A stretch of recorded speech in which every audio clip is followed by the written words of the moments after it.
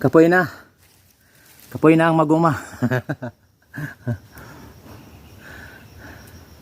Pahinga muna. Basang-basa na ang aking damit. Andito ako guys sa ano. Andito ako ka-farmer sa Tuod, Mantikaw. From Bicol to Manila. Manila to Bisaya.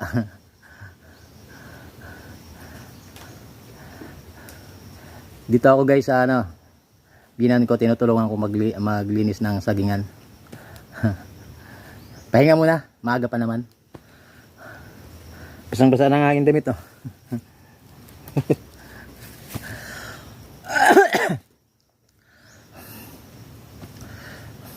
Farmers, pa-subscribe naman sa aking channel.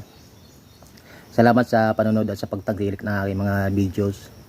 At sa lahat ng mga subscriber ko, salamat sa pag-support sa aking YouTube channel. Bye-bye. Sayang. Reject na yan, reject.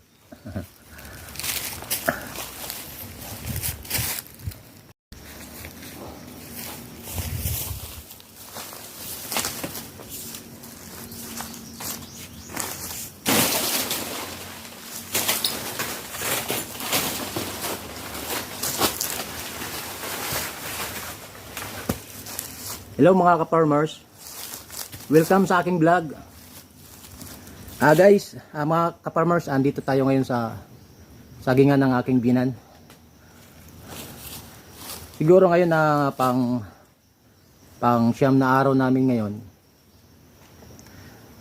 Ang nalinis na siguro namin sa lahat ng sagingan ay nasa mahigit 3 hektarya na siguro sa siyam na araw.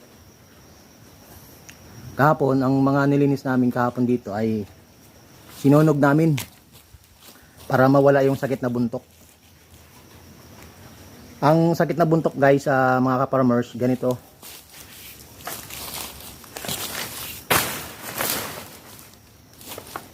Ito mga ka-farmers, hindi na siya may ibibinta.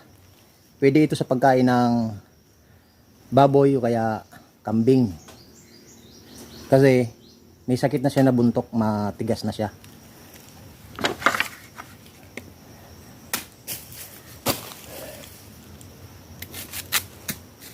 Ganito ka-farmers ang sakit ng buntok dito.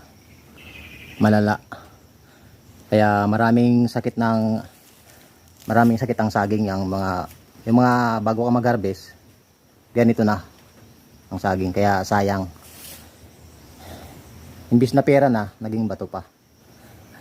Mga ka-farmers, please subscribe naman sa aking YouTube channel. Siguro mahigit isang buwan ito bago namin matapos ni Papa sa paglilinis ng sagingan, yung buong sagingan.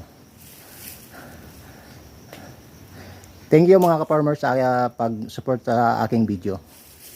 Bye bye. Sayang. Sarap sana nito pinakro o kaya banana Q.